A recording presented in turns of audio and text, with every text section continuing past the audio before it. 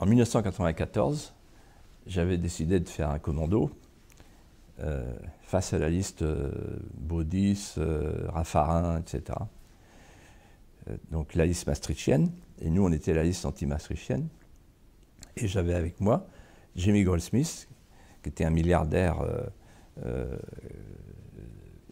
brillant esprit, qui avait écrit un livre à succès qui s'appelait Le Piège, et qui s'est littéralement converti à l'anti-mondialisation après avoir profité de la mondialisation.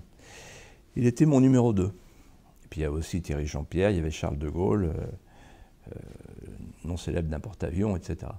Et donc, on remplit les salles, mais les sondages ne répondent pas. Mais vraiment, on remplit les salles partout, donc on ne comprend pas ce qui se passe. Et puis, alors à l'époque, on avait le droit, je ne sais pas si c'est encore le cas aujourd'hui, mais on avait le droit de faire appel à l'argent privé jusqu'à la hauteur d'un plafond, mais qui était très haut. Et donc, quelqu'un qui était sur la liste avait le droit d'apporter son financement personnel. Très important ce que je dis, parce qu'on était dans la légalité parfaite. Et d'ailleurs, notre compte de campagne a été parfaitement validé. Et donc, j'avais dit à Jamie, voilà, moi, je n'ai pas le premier sou, si vous pouvez nous aider, etc. Bon, d'accord, etc. Et on arrive à un mois de l'élection. On était sur le point de trouver du gaz de schiste, c'est-à-dire qu'en fait, on creusait, on était à 1-2%, c'était désespérant, à tel point que Jamie Goldsmith était reparti chez lui au Mexique. Et j'essaye de le rattraper, et il me dit, qu'est-ce qu'on peut faire? Je dis, écoutez, d'après ce qu'on m'explique, moi je découvre un peu le système, il faudrait acheter les sondages, et pendant 3 mois, quoi, même s'il n'y a qu'un mois avant l'élection, voilà, il faut leur lancer un message.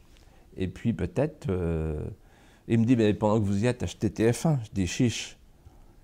Et donc, Jamie Goldsmith, à la bourse, a acheté 4,99% de TF1 parce qu'il était bloqué, on n'avait pas le droit d'acheter plus. Jamie a acheté des sondages de 3 instituts pendant 3 mois. Qu'est-ce qui s'est passé? Il s'est passé qu'en 8 jours, tout a changé. En 8 jours, tout a changé. En 8 jours, on est passé de 2 à 10 dans les sondages. Et j'ai compris après, et en 8 jours, on a eu toutes les émissions, évidemment, de TF1, etc., 7 sur 7 d'Anne Sinclair, le 20h, etc.